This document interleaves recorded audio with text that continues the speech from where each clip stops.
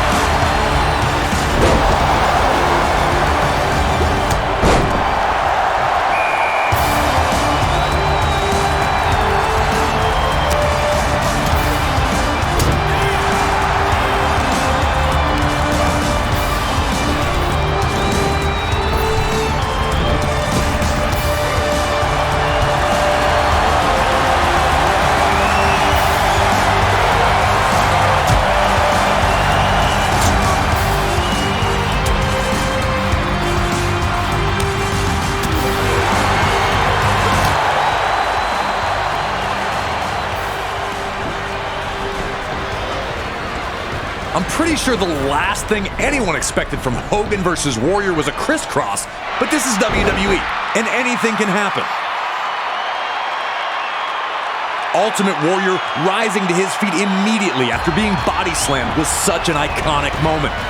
but it was absolutely crazy to see them do a second crisscross. And when Warrior returned the body slam to Hogan, it hurt the Hulkster. He didn't pop up the way Warrior had. Just the difference in reactions between the body slams, you could sense that change was in the air. Seeing Hogan struggle like this wasn't something the WWE Universe was used to. After the clothesline sent him crashing to the floor, Hogan appeared to hurt his knee, the last thing he needed. Ultimate Warrior was here to prove that his hype was real. Warrior was going to run right through Hogan at this pace.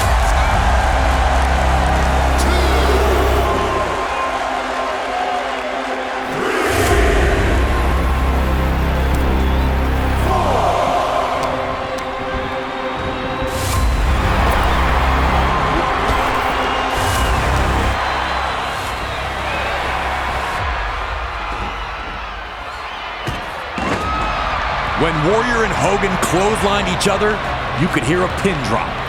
Now you're wondering, who's going to get up first? Is Hogan as hurt as he seems to be? Does Warrior have the gas in the tank to pull through in this moment? Remember, Hogan's had many championship matches, and he knows what it takes. He can use the time to get his breath back.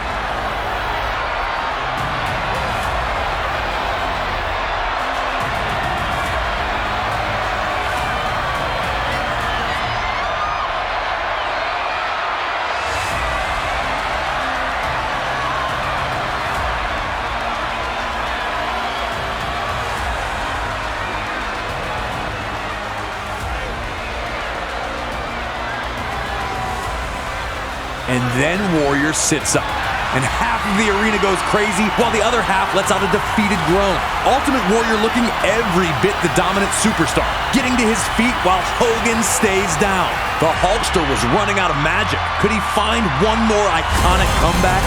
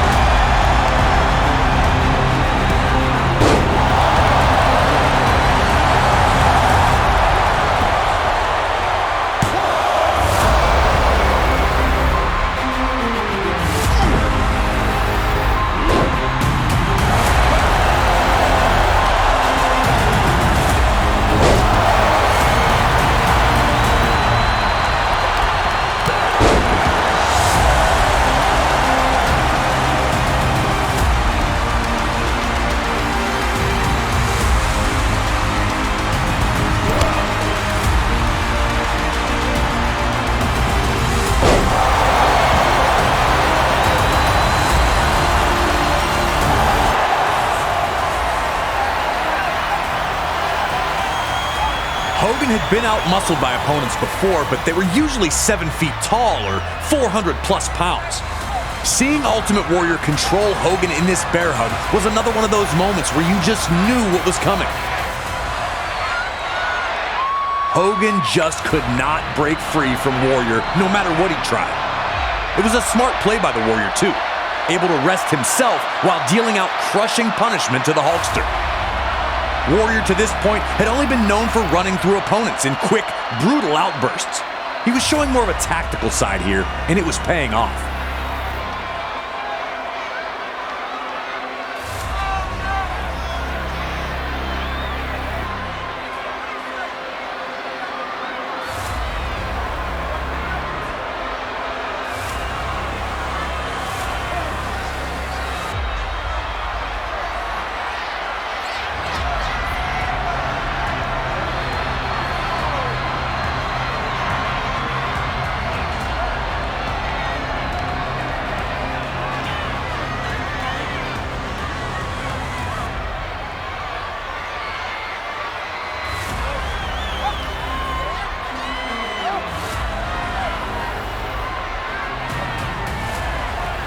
Ultimate Warrior was showing that the moment wasn't too big for him. He wasn't trying to rush anything. With two of WWE's most popular superstars competing, the WWE Universe was divided.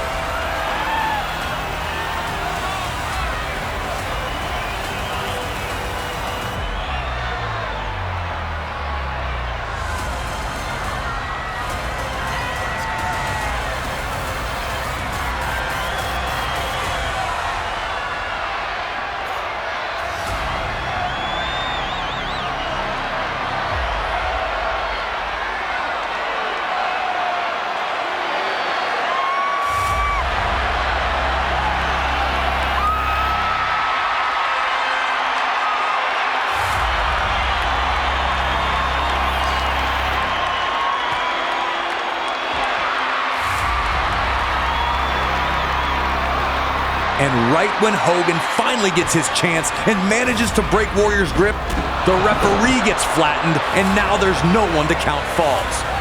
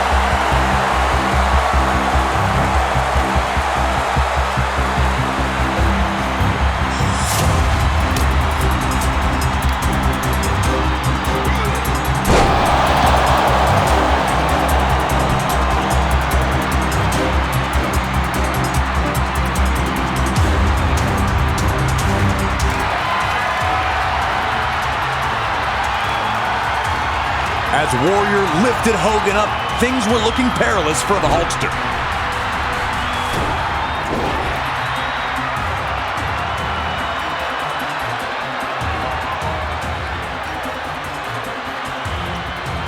The Hulkamaniacs were hoping for one last gasp from Hogan. And they got it. Hogan kicking out at 2.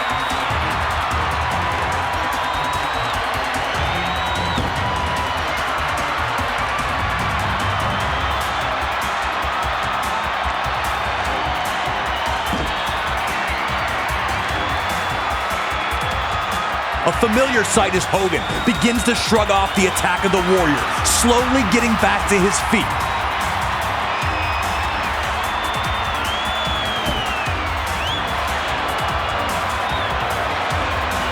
You know the deal. 3 big rights.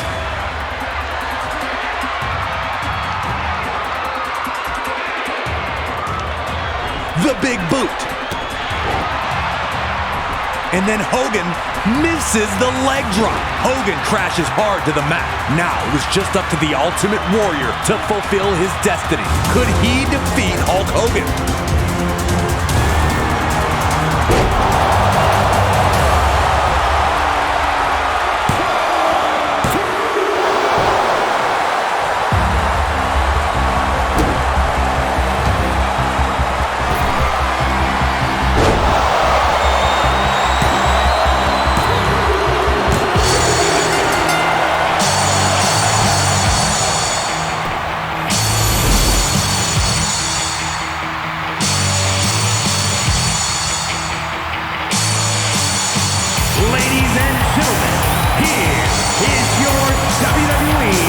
Intercontinental and the WWE Champion,